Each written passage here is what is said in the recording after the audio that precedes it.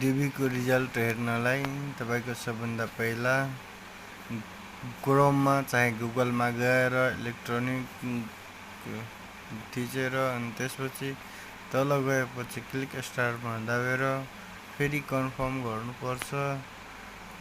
अनि त्यसपछि यहाँ तपाईको कन्फर्मेसन नम्बर दिनुपर्छ के कति छ।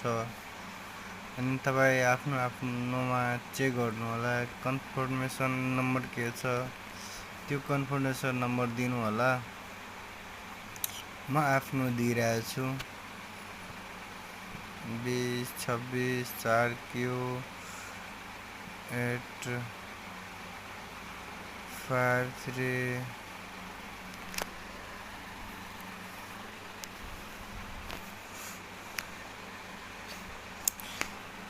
मेरो कन्फर्मेसन लेटर भइसक्यो। अनि फेरि last name Yadav, date of birth फर्स्टको कति हो इयर म आफ्नो दिइरहेको छु, तपाईँ आफ्नो दिनु। अनि यहाँ क्याप्चा जुन क्याप्चा देखाइरहेको हुन्छ त्यो दाब्नु।